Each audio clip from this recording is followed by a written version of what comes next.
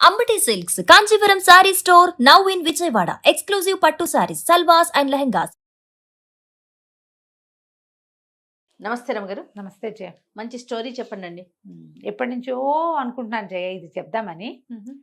ఏవో సందర్భం కుదరలేదు. వల్కల చీరి కథ. వల్కల చీరి తమాషాగా ఉంది చూడు పేరు. అంటే వల్కలమే చీరగా కలిగిన వాడు అయి ఉంటుంది, బహుశా వస్త్రంగా కలిగిన వాడు. ఈ వల్కలం అంటే మామూలుగా మనం నారబట్టని అనొచ్చేమో మరి. వల్కలం అంటే వస్త్రం అని కూడా అర్థం. ఓకే, మరి ఎలాంటి అర్థంలో ఆ పేరు పెట్టారో తెలీదు. ఇది జైన పురాణ గాథగా చెప్తారు. ఇలాంటి గాథ మనం రామాయణానికి పూర్వగాథగా చెప్పుకుంటాం. కొంచెం అటు ఇటుగా అలాంటి కథ అనమాట. పూర్వం పోతనం అనే నగరానికి సోమచంద్రుడని ఒక రాజుగారు ఉండేవారట. ఆయన భార్య పేరు ధారిణి.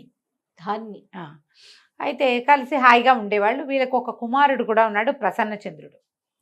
పిల్లాడు కొంచెం పెద్దవాడు అయ్యాక, కొంచెం 40-50 దగ్గర పడ్డాకో 50 వచ్చాకో ఒకనాడు భార్య భర్త వాళ్ళిద్దరు చాలా స్నేహంగా ప్రేమగా ఉండేవాళ్ళట, రాజుగారు రాణిగారు. ఆయన తల సవరిస్తూ ఆవిడ ఒక తెల్లటి పండిపోయిన వెంట్రుక చూసి ఆవిడ వేళాకోళం చేసిందిట. మీకు వెంట్రుకలు పండిపోయినాయి అని. ఇలా సహజంగా అలాంటివి జరుగుతాయి భార్య భర్తల మధ్య. ఒక చిన్న రొమాంటిక్ థింగే అది. కానీ ఈయనేమనుకున్నాడు, అమ్మ నేను వృద్ధుడిని అయిపోతున్నా, ఇంకా నేను తపస్సు చేసుకోవాలి, అందుకే చూపిస్తోంది జుట్టు. ఇప్పుడేముంది వృద్ధాప్యం, మనకు 10 ఏళ్లకే వస్తాయి తెల్ల జుట్లు. ఆ కాలంలో అది కాదు, చాలా కాలం జుట్లు నల్లగా ఉండేవి వాళ్ళకి. ఎప్పుడైతే ఈ వెంట్రుక కనబడి ఈవిడ వేళాకోళం ఆడిందో, ఇంకా ఈయన నాకు ఎక్కువ సమయం లేదు, నేను ఋషి జీవితం గడపాలని చెప్పి ఈ కుమారుడు 20 ఏళ్లవాడో 25 ఏళ్లవాడో అయినటువంటి ప్రసన్నచంద్రుడికి రాజ్యం ఇచ్చేసి, నేను అడవికి వెళ్ళి తపస్సు చేసుకోవాలి, నేను తపస్సు సమయం అంతా వృధా అయిపోతుందని వెళ్ళిపోతాను అన్నాడు. ఆయనకి అలా అర్థమైంది. ఈ భార్య ఆయన్ని వదిలిపెట్టి ఉండలేదు. ఆవిడ నేను కూడా అడవికి వచ్చేస్తానని ఆయన వెనకాలబడి ఆవిడ కూడా వెళ్ళిపోయింది. ఋషి జీవితమే గడుపుతున్నారు. కానీ భార్యాభర్త ఇద్దరు ఒకచోటే ఉన్నారు. కాలక్రమాన ఎంతో కాలానికి ఆవిడ గర్భవతి అయింది. మళ్ళీ అయ్యాక ఒక కుమారుడు కలిగితే వాడికి వల్కల చీరి అని పేరు పెట్టారట. వల్కల చీరి పిల్లవాడి పేరు. కొన్నాళ్ళకి ఇవిడు చనిపోయింది. ఋషి జీవితం గడపటము అంటే ఏంటంటే రాజ్యకాంక్ష లేదు, ఇలాంటి అద్భుతమైన భోజనాలు, ఎవరైనా తనని సేవించటాలు అవేం లేవుగా. వాళ్ళ నీళ్ళు వాళ్ళు తెచ్చుకుని, వాళ్ళ బట్టలు వాళ్ళు ఉతుకుని, వాళ్ళ అన్నం వాళ్ళు లేవు. జీవితంలో ఉంది, భార్య ఉంది కాబట్టి సంసార జీవితంలో ఉన్నారు.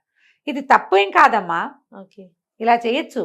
ఇప్పుడు ఓల్డేజ్ హోమ్కి వెళ్ళిపోతారు భార్యాభర్త. ఇప్పుడు వీళ్ళు వానప్రస్థానికి వెళ్తే భార్యాభర్త వాళ్ళు కలిసి ఉన్నప్పుడు వాళ్ళ మధ్య దాంపత్యం ఉండకూడదని ఎవరు చెప్తారు? ఎందుకు చెప్పాలి? చెప్పాల్సిన అవసరమేం లేదు. అందులో ఏ తప్పు లేదు. వైఫ్ అండ్ హస్బెండ్ అయితే ఏ తప్పు లేదు. దాంపత్యం ధర్మం ప్రకారం దాంపత్యం కదమ్మా, అది తప్పేముంది? అది తప్పు కాదు. అయితే ఈ కుమారుడు కలిగిన తర్వాత కొంతకాలానికి ధారిణి చనిపోయిందట. చనిపోతే ఈయన సమీపంలో దొరికే ఆవుల పాలు పోసి పిల్లవాడిని పెంచుకున్నాడు. పిల్లాడు కూడా పెద్దవాడయ్యాడు. అయితే కొన్నేళ్లకి ప్రసన్నచంద్రుడికి ఈ అడవి నుంచి వచ్చినటువంటి మునులు, ఋషులు, ఈ సంఘ పరిత్యాగులు వాళ్ళు కొంతమంది వెళ్తుంటారు కదా నగరాలకి, వాళ్ళ వల్ల తనకు ఒక తమ్ముడు ఉన్నాడని, వాడు ఋషి జీవితం గడుపుతున్న తన తండ్రి దగ్గర ఉన్నాడని తెలిసింది రాజుకి. ఆ పిల్లాన్ని తెచ్చేసుకోవాలనిపించింది. తమ్ముడు కావాలి. అమ్మ నాన్న లేరు, ఆయన ఒక్కడే ఉన్నాడు, ఏదో వివాహితుడే అయ్యి ఉంటాడు, సంతానం ఉంటుంటుంది. తమ్ముడు అనేసరికి ఒక ప్రీతి ఉంటుంది చూడు, నా తమ్ముడని. వదిలిపెట్ట బుద్ధి కాదు జయ తమ్ముళ్ళని, అస్సలు కాదు. దాంతో ఏం చేశాడు ఈయన, తెప్పించుకోవడానికి తన గ్రామాల్లో ఉన్నటువంటి కొంతమంది గణికాకులంలో ఉన్న వాళ్ళని పిలిచి, అమ్మాయిలు మీరు అడవికి వెళ్ళండి, ఆడో పిల్లవాడు ఉన్నాడు, వల్కల చీరి వాడి పేరు, వాడిని బుచ్చుకురండి అని చెప్పారు.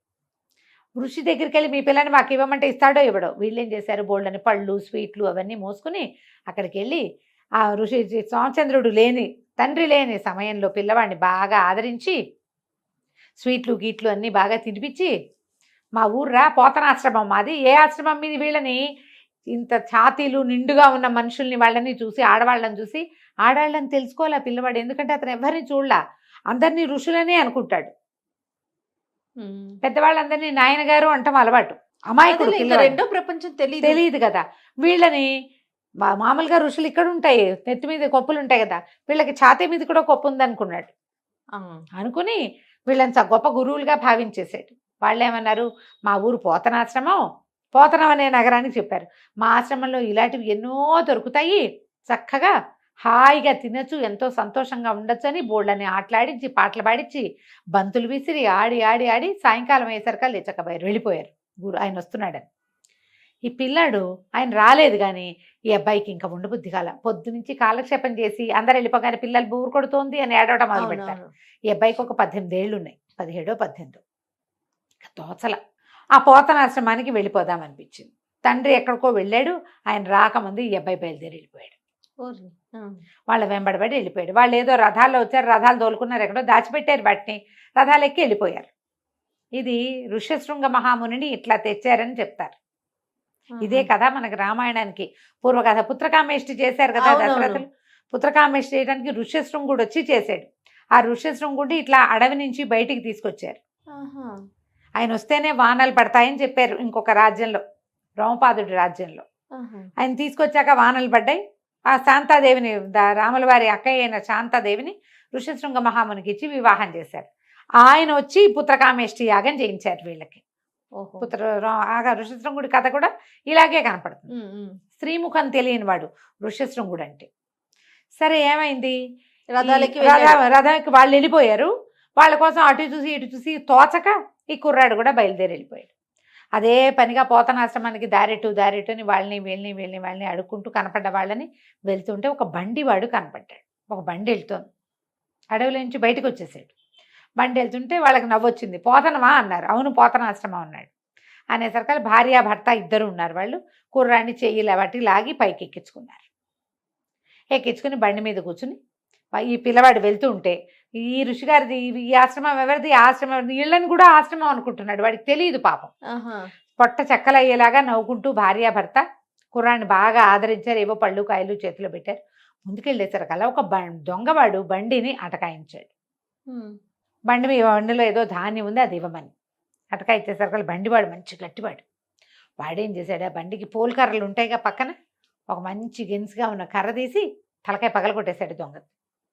వాడిని పొదల్లో కీడ్చేసి వాడి దగ్గర కొంత దొంగ సొమ్ము ఉంటే ఆ సొమ్ము అంతా తెచ్చి తన బండిలో పెట్టుకున్నాడు. బండి అట్లా ముందుకు పోయింది. కుర్రాడు వాళ్ళతో పాటే ఉన్నాడు, వలకల చీర. ఈ నగరం దగ్గరికి వెళ్ళేసరికల్లా ఇదిగో ఇదే పోతనాశ్రమం ఇదే బాబు, దిగి వెళ్ళు అని కుర్రాడిని దింపేసి ఏమనుకున్నారు, ఈ కుర్రాడు ఎక్కటం వల్లే మనకి ధనం లభించింది. లేకపోతే ఇన్నాళ్ళ నుంచి ఏ దొంగ అటకాయిచ్చలా ఎవరి దగ్గర నుంచి పావలా 10 పైసలు ముట్లా మనకి. వాడు దొంగతనం చేసుకొచ్చిన సొమ్మంతా మన బండిలోకి ఎక్కింది. అది పిల్లాడి వల్ల ఈ అదృష్టం పట్టిందని నమ్మాడు బండివాడు. వాళ్ళ ఆవిడే నమ్మింది. ఏం చేశాడు, జేబులోంచి కాసిన రూపాయి నాణ్యాలు తీసి పిల్లాడి చేతులు పెట్టి, బాబు ఇవి లేనిదే ఇక అక్కడ నీ కథ నడవదు, ఈ డబ్బులు ఉంచుకో, జాగ్రత్తగా ఉండని కుర్రవాడిని పంపించాడు. ఈ కుర్రాడు అలా పోతనాశ్రమం నడుచుకుంటూ వెళ్తూ ఒక వేశ్యవాటిక వైపుకు ప్రవేశించాడు. వెళ్తే చక్కటి వాడు, పైగా అడవిలో ఉండి ఫ్రెష్ ఎయిర్, ఫ్రెష్ ఫ్రూట్స్ అవి తిని నున్నగా ఉన్నాడు వాడు, తలతల్లాడుతూ. మరి ఏ మురికి మకిలి అంటనేది ఏదైనా బాగుంటుంది కదా. ఈ కుర్రాడు ఒక పెద్దవాళ్ళ వాకిట్లో ఆగి, ఆకలిగా ఉంది, ఏదైనా పెట్టించండి నాయనగారు, లేదా ఈ డబ్బులు తీసుకుని నాకు కూడా ఒక ఆశ్రమం నిర్మించండి అని ఆ చేతిలో ఉన్న డబ్బులు ఆ వేశ్యమాత చేతిలో పోసాడు. అయ్య బాబు, ఈయన ఎక్కడి నుంచో మహర్షి మనకు దొరికాడని ఆవిడేం చేసింది, రానాయన లోపలికి రా అని లోపలికి తీసుకెళ్ళి, వాళ్ళకి వంట బ్రాహ్మణులు ఉన్నారు లోపల ఇంట్లో, వాళ్ళు ఎవరితోటో చక్కగా వంట చేయించి పెట్టి రుచికరమైన పదార్థాలు, నీకు ఆశ్రమం ఏమిటి వివాహమే చేయిస్తానని పెళ్ళి ఏర్పాట్లు చేసేసింది ఆవిడ. తన కూతుర్నిచ్చి ఈ అబ్బాయికి ఇచ్చి వివాహం చేయటానికి. ఇంతలో ఏమైంది, ఈ వేశ్యవాటికలు ముందు నుంచి వెళ్ళారుగా గణికలు కొంతమంది, వాళ్ళు వెళ్ళి వచ్చేలాగా లేడండి అబ్బాయి, అతనికి ఏమీ తెలీదు, చాలా అమాయకంగా ఉన్నాడు, మేము మళ్ళీ వెళ్ళాము, మళ్ళీ వెనక్కి వెళ్ళేసరికల్లా అబ్బాయి ఆశ్రమంలో లేడు, మీ నాన్నగారు వచ్చేసారు, ఆయన వెతుక్కుంటున్నారు, ఎక్కడికి వెళ్ళిపోయాడో తెలీదు, మేము అతన్ని మిస్ చేసేసాము, మాకు తెలియలేదు, అమాయకుడు ఎటు వెళ్ళిపోయాడు అని రాజుగారికి చెప్పారు. చెప్పేసరికి ఆయన విసుకొచ్చేసింది. సాయంత్రం అయ్యేసరికి తమ్ముడిని చూసేస్తానని ఉత్సాహంలో ఉన్నాడు. మనం ఎవరికోసం ఎదురు చూస్తున్నప్పుడు వాళ్ళు రాకపోతే డిసప్పాయింట్మెంట్ ఉంటుందా. ఆయన ఆ చుట్టుపక్కల అంతా వాయిద్యాలు పెట్టి చిచ్చి ఇవన్నీ ఆపండి, గోల ఆపడని కసురుకున్నాడు. అందరూ అన్నీ ఆపేశారు. రాజుగారు దుఃఖంలో ఉన్నాడు, తమ్ముడు చేజారిపోయాడని. ఇంతలో ఎక్కడి నుంచో మంగళ వాయిద్యాలు వినపడుతున్నాయి. ఏమిట్రా మంగళ వాయిద్యాలు వినపడుతున్నాయి, ఎక్కడి నుంచి రా అని కేకలు పెట్టాడు. పెట్టేసరికి సైనికులు 2-3 రోడ్ల మీదకి వెళ్ళి కనుక్కొని, వేశ్యాగృహాల నుంచి వస్తుందండి, ఓ పెద్ద వేశ్యమాత ఒక ఆవిడ ఉంది, వాళ్ళ అమ్మాయికి వివాహం చేస్తుంది, వేశ్యామ కూతురికి వివాహం ఏమిట్రా, ఎవరితో ఏమిటి కనుక్కోండి అంటే ఎవరో ఋషికుమారుడిలాగా ఉన్నాడండి అని వార్త తెచ్చారు. అక్కడి నుంచి ఈ గణికలు ఎవరైతే వెళ్ళారో ఈ అబ్బాయిని తీసుకురావడానికి పలకల చీరని తేవడానికి వాళ్ళతో కలిసి రాజుగారు అక్కడికి పరిగెత్తాడు. పరిగెత్తేసరికల్లా సాక్షాత్తు తమ్ముడే పెళ్లి కుమారుడుగా కనపడ్డాడు. పెళ్లి ఇంకా అవల, ముందు ఏర్పాట్లు ఉంటాయిగా, పెళ్లి కొడుకుని చేయటం పెళ్లి కూతురు చేయటం, మంగళ వాయిద్యాలు భోరని మోగుతున్నాయి. అక్కడి నుంచి పట్టేశారు. పట్టుకుని ఆవిడకి ఏదో కొంత ధనం ఇచ్చి కుర్రాన్ని తెచ్చుకున్నారు. తెచ్చుకుని ఇంటికి తీసుకొచ్చి చక్కగా స్నానం అది చేయించి తల అంతా సంస్కరించి ఆహారం పెట్టి అంతా నువ్వు ఇక్కడే ఉండు కానీ హాయిగా ఉండొచ్చు, ఇక్కడ వివాహం చేస్తామని మంచి యువరాణుల్ని ఎవరినో వివాహం చేసి ఎదు చేద్దామనుకున్నారు. ఇంతలో ఏమైంది, కొద్ది రోజులు గడిచేసరికల్లా ఒకనాడు కొంతమంది ఊరి వాళ్ళు వచ్చి మా దొంగలు మా వస్తువులు పోయినాయండి, ఇదివరకు దొంగతనానికి రిజిస్టర్ కూడా చేశాము, దొంగతనం జరిగిందని ఎవడు దొరకలేదు, ఇప్పుడు ఒకడు పట్టుబడ్డాడని బండివాడిని పట్టుకొచ్చారు. ఓహో. బండివాడిని పట్టుకొచ్చేసరికల్లా బండివాడు ఏం చెప్పాడు, చెప్పబోయేసరికి ఈ పలకల చీర కూర్చున్నాడుగా, పరిగెత్తుకుంటూ వెళ్ళాడు. నాయనగారు బాగున్నారా అని వెళ్ళి కావలించుకున్నాడు బండివాడిని. సభలో అందరు ఆశ్చర్యపోయారు, ఏమిటంటే ఈ బండి అయినే నన్ను తీసుకొచ్చాడు పోతనానికి అని చెప్పేసరికల్లా రాజుగారు ఏమిటి అని కనుక్కుని ఈ ప్రసన్నచంద్రుడు ఆ దొంగ ఎవరో వచ్చి అటకాయిస్తే అతన్ని కొట్టి అతని వస్తువులు తీసుకున్నామని చెప్పాడు. ఏ ఏ వస్తువులు ఎక్కడెక్కడ అమ్మాడో అవన్నీ ఎవరి వస్తువులు వాళ్ళకి అప్పచెప్పి బండివాడికి కూడా కొంత ధనం ఇచ్చి తమ్ముడిని తెచ్చి వెనక ఈ ఊళ్ళోకి అప్పచెప్పినందుకు బాగా ఆదరించాడు. అట్లా 12 ఏళ్ళు గడిచిపోయాయట. ఈ వల్కల్ చీరికి చక్కగా వివాహం చేశాడు అన్నయ్య. రాజ్యంలో హాయిగా రాజుగారి తమ్ముడుగా హాయిమని ఉంటున్నాడు. ఇక్కడ భోగాలకి ఏం తక్కువ, ఎవరైనా స్నానం చేస్తారు, ఎవరైనా వండి పెడతారు, చక్క కాలక్షేపానికి బోళ్ళని జరుగుతాయి, వాళ్ళు వీళ్ళు వచ్చి కబుర్లు చెప్తారు. 12 ఏళ్ళు అయిపోయింది. ఒకనాడు ఈ వల్కల్ చీరికి తండ్రి గుర్తొచ్చాడు.